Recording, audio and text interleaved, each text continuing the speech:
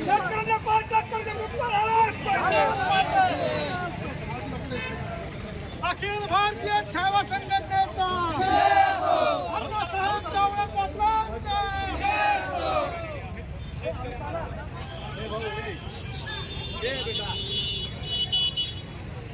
छत्रपती शिवाजी महाराज की जय, छत्रपती संभाजी महाराज की जय।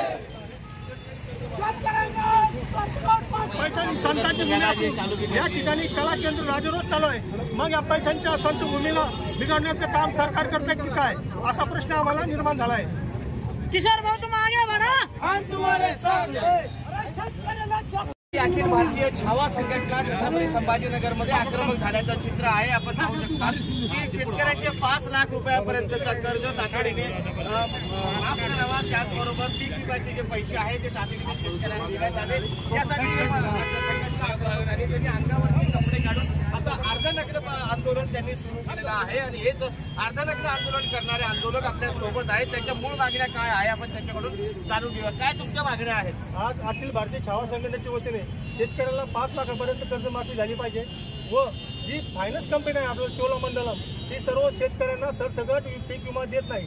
तर आमची एकच मागणी आहे की finance company bogus finance company करार रद्द करून एखाद्या चांगल्या कंपनीला करार देण्यात यावा व अनेक प्रश्न आहे, विद्यार्थी प्रश्न आहे की शहरामध्ये अनेक ठिकाणी कोचिंग क्लासेस चालतात, तिथं आवाची सवा फीस घेतल्या जाते। म्हणजे आमच्या शेतकऱ्याच्या मुलांनी फक्त शेतीच करायची का?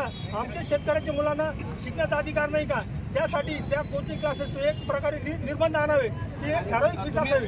मोर्चा काढलाय मात्र अर्धनग्न आंदोलन का करताय? कपडे का काढले? सरकारने आम्हाला काहीच ठेवलं नाही आमच्याकडे। कपाशीचे भाव वाढे, खताचे भाव वाढे, आमचे जे ऊस आता ऊस चालला 1000-2000 रुपयाला, त्यासाठी आम्ही आज पूर्ण अर्धनग्न होऊन आंदोलन करत आहोत।